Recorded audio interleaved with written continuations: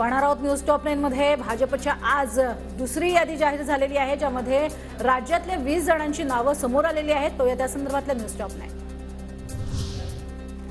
भाजपच्या दुसऱ्या यादीत महाराष्ट्रातील 20 उमेदवारांची नावे, 90% तेज खासदार पुन्हा निवडणुकीच्या रिंगणात। तेलंगणा आणि त्रिपुरा मधीलही नावांची यादी जाहीर। पंकजा मुंडे यांना बीडमधून उमेदवारी, बहीण विद्यमान खासदार प्रीतम मुंडे यांचं तिकीट मात्र कापलं। पंकजा मुंडे यांना बढती। पुण्यातनं मुरलीधर मोहोळ आणि चंद्रपूरमधनं सुधीर मुनगंटीवार यांना उमेदवारी, तर अकोल्यामधनं अनुप धोत्रे यांना उमेदवारी जाहीर। पुणे, चंद्रपूर, बीड आणि अकोला अशा 7 जागा वगळता बाकी सर्वत्र विद्यमान खासदारांनाच तिकीट। नागपूरमधनं पुन्हा एकदा नितीन गडकरीच भाजपचे उमेदवार, पहिल्या यादीत नाव नसल्यानं विरोधकांनी केली होती जोरदार टीका।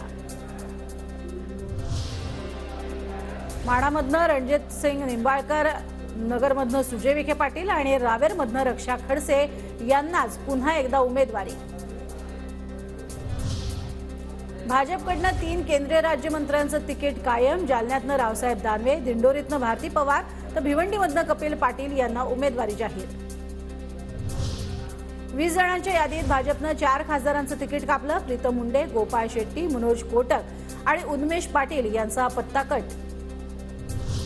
स्मिता वाघ यांना जळगावची उमेदवारी, तर नंदुरबारमधनं हिना गावित यांना पुन्हा एकदा उमेदवारी। मुंबई ईशान्येमधनं मिहिर कोटेचा तर उत्तर मुंबईमधनं पियुष गोयल यांना उमेदवारी जाहीर।